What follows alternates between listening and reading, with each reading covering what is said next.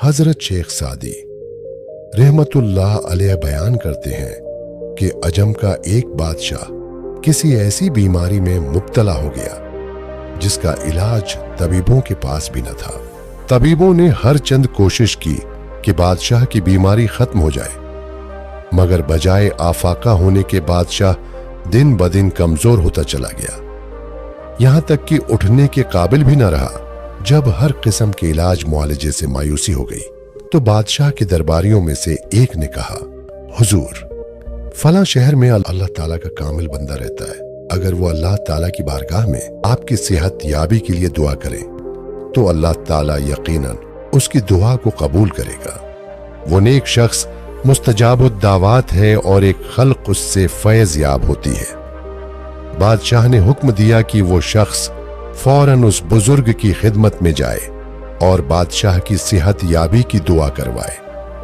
وہ شخص بادشاہ کے حکم کے مطابق اس بزرگ کی خدمت میں حاضر ہوا اور بادشاہ کی صحت یابی کے لیے دعا کی درخواست کی۔ اس بزرگ نے جب اس شخص کی بات سنی تو غصے میں آ گئے اور کہنے لگے کہ میری دعا اسے کس طرح فائدہ پہنچا سکتی ہے، جبکہ وہ ساری زندگی مظلوموں پر ظلم کرتا رہا ہے، اور جس نے اللہ تعالیٰ کی مخلوق پر رحم نہیں کیا اس پر اللہ تعالیٰ بھی رحم نہیں کرتا۔ بادشاہ کو چاہیے کہ وہ پہلے اپنے گناہوں سے توبہ کرے اور پھر اللہ تعالیٰ کی رحمت کا امیدوار ہو۔ وہ شخص بادشاہ کی خدمت میں حاضر ہوا اور اس بزرگ کی بات بادشاہ کے گوش گزار کی۔ بادشاہ کو توبہ کی توفیق نصیب ہوئی اور اس نے تمام بے گناہ قیدیوں کو قید سے آزاد کر دیا اور مساکین و فقراء کے لیے اپنے خزانوں کے منہ کھول دیے۔ جب اس بزرگ کو بادشاہ کی توبہ اور اس کی سخاوت کا علم ہوا تو انہوں نے وضو کیا اور 2 رکعت نماز ادا کی اور پھر ہاتھ اٹھا کر بادشاہ کی صحت یابی کے لیے دعا کی۔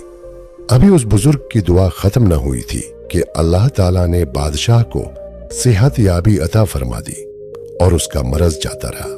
بادشاہ بالکل تندرست انسانوں کی مانند زندگی گزار رہا تھا۔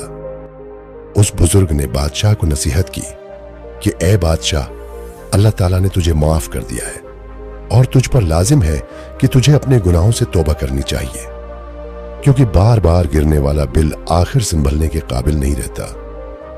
بس اب تم احتیاط سے کام لینا اور کسی کی حق تلفی نہ ہونے دینا۔